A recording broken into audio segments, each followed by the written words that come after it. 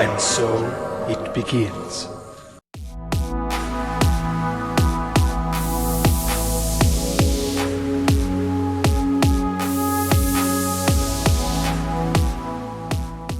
Well, we said it once and we'll say it again. We cannot trust the CW when it comes to creating new shows, reboots. You know, it is the most ridiculous network that started out good, and then somewhere along the way it became an activist channel, politically correctness, all this bullshit. You know, we've seen what they've done with the DC universe.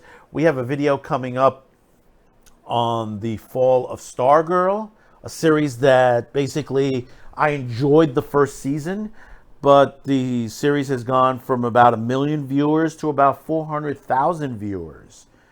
And that's a shame because the series, you know, it is a good concept. Some good actors and actresses on that series. And basically they started to virtual signal on the last episode, on episode 8. So now we got this, that Warner Brothers and the CW are developing a reboot for the popular Babylon 5 TV series, which is, you know, it's in my top 5 TV science fiction shows of all time. Babylon 5 is so good. And J Michael Starczynski will be involved with this, but still, I have my doubts. I'm just going to read a little bit into this from Bounding Into Comics. J Michael Starczynski has confirmed that a reboot of his beloved sci-fi series Babylon 5 is currently in the works at the CW. News of the Babylon 5 reboot existence was first reported on by Variety, who reported on the morning of September 27th that they have learned that from the ground up reboot of the series was in the works from Starczynski and Warner Brothers Television, the studio that produced the original series. You know, if this wasn't on the CW myself, I think it would be, you know, just Warner Brothers Starczynski. If they put it on HBO Max, I think that would have been a better choice. Though the details on the reboot was scarce, the trade outlet could confirm that at the time, none of the original stars are attached to the project. Most of them are dead. Unsurprising, the news caused a massive buzz across social media, with some fans excited for more Babylon 5 and others afraid that the new series will suffer the same problems that plague such similar reboots or continuation series as Star Trek Discovery. So much, in fact, that the buzz eventually prompted Starczynski himself to take to Twitter and confirm to answer all the questions. Yes, it's true. Babylon 5 is in active development as a series in the CW.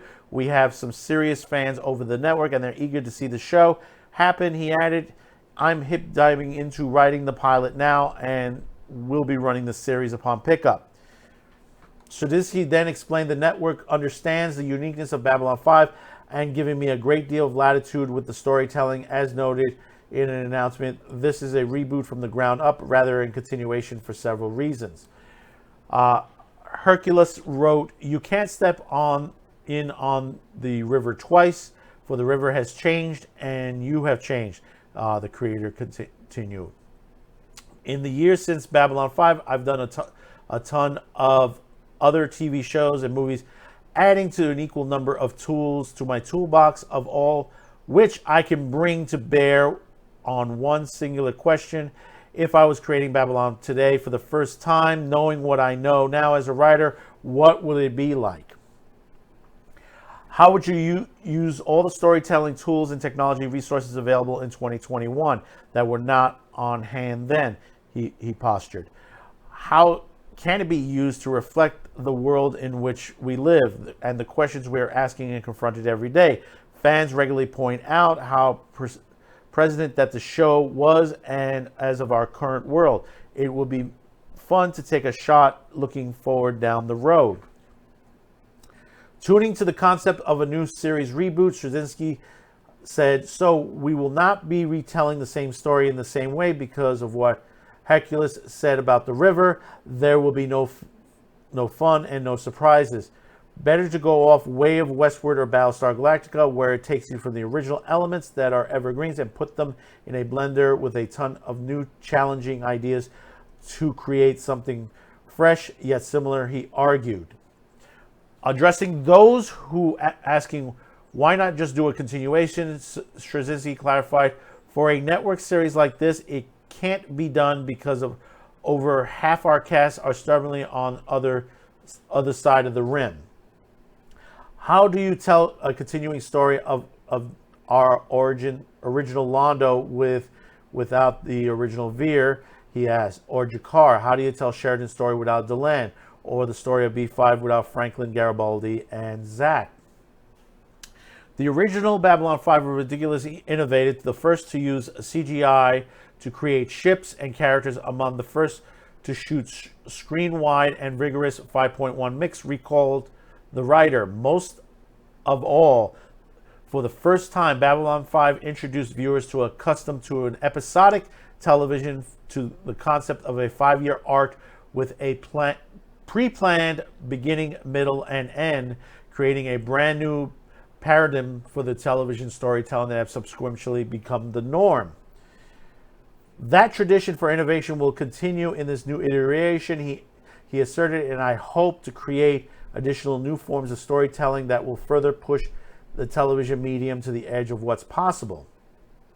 Concluding his thread, Straczynski took a moment to note how supportive, enthusiastic everyone at the CW has been and is being with this project. They understand the unique position Babylon 5 occupies both in television and within its legions of fans, and are doing everything they can to ensure the maximum in creative freedom, a new story that will bring in viewers while honoring all that have come before, he said before declaring onward. Like I said, I have a lot of doubt. And one thing, and one point that he made, Battlestar Galactica reboot wasn't successful. Different time period. But if you go to Westworld, the first season or two was okay, but then it faltered off. And that's what I'm worried about. They may go, and the perfect example now is Stargirl. Stargirl right now was originally on the DC Universe, moved over to CW, and what happened?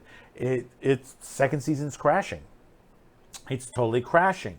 I mean, there are some good elements to season 2, Calypso and Shade, but they're starting to delve into virtual signaling in this series. Just look at episode 8.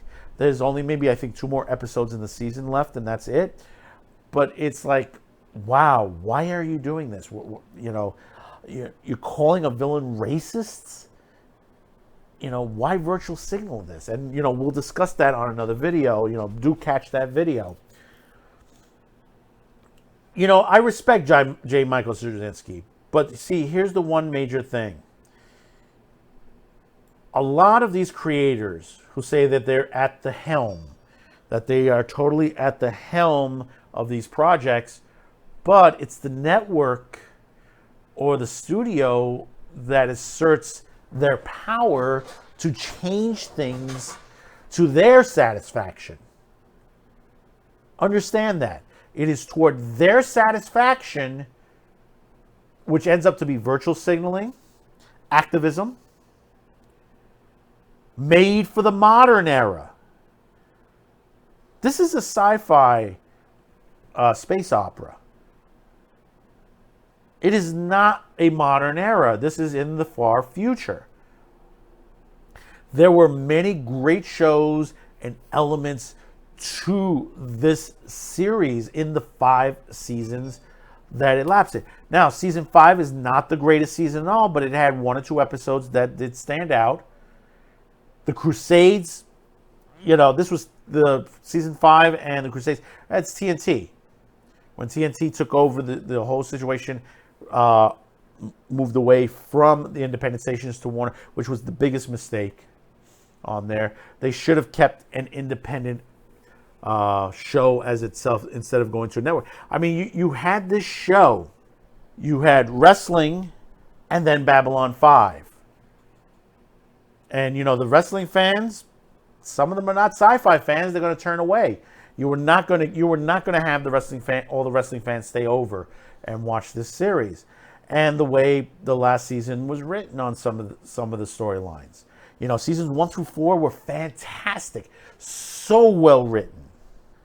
But then you look at Crusade and you look at some of the movies, they were so-so. Now, my question is, why do a reboot? Why reboot Babylon 5? Why not create another story?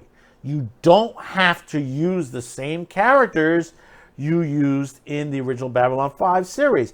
You might use one or two that comes in every once in a blue, the ones that are still alive, which there are some. And that is possible. But you're going to take and recast everybody that's been on this show and change the elements of the show. And, you know, I haven't heard yet, made for the modern era, but that's going to be coming. That's going to be coming. You know, somebody at CW or Warner Brothers is going to say, we're making this show for the modern era. I hope that J Michael puts a stomp on that before that is said. That basically said, we're not making it for the modern era.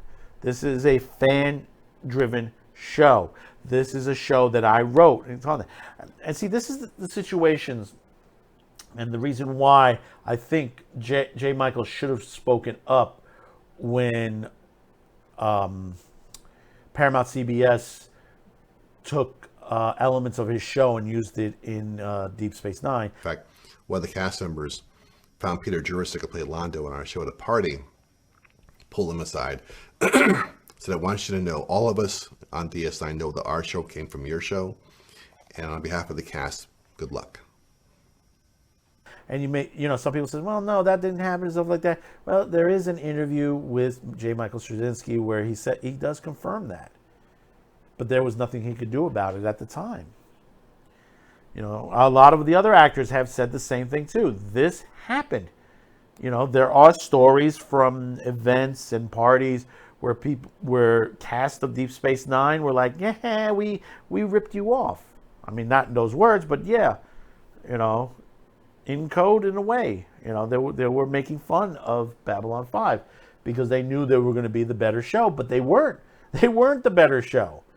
As much as Deep Space Nine was okay, better than Discovery, Babylon 5 was the better show.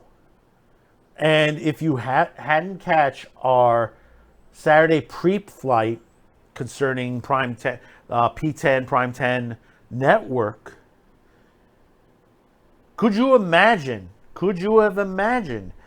if P10 survived? What kind of network would they have been? Basing a lot of their stuff off Babylon 5 and a couple of other shows that were there. So you have to remember, Babylon 5 and a couple others were supposed to build a network, and it didn't work out. And not because it wasn't popular, it just basically, the money wasn't really there. There was conflict within the people involved in this. And, you know, you're dealing with Warner Brothers and at least one or two other companies working with all the programming that we're putting out on this. I mean, it lasted. I'm surprised with all the issues, it lasted the length it did as far as the P10 network. And of course, do catch that. I go into a little more in depth as far as that on Saturday Pre-Flight. It is available here on YouTube. You can look down on our video listing on there. So, are we going to get a better Babylon 5? Are we going to get virtual signaling out of Babylon 5? Well, we'll have to see. And considering that the CW acts the way it does, and most of their programming scores about 400,000 viewers and below, we'll see what happens. So you reached this part of the video. Thank you for tuning in. Don't forget to check out every Friday night, 10 p.m. Eastern, 7 Pacific, another edition of Saturday Pre-Flight. And we'll see you on the next one. Bye-bye now. Love to stay, can't have to go. Kiss, kiss, love, love, bye. Wow.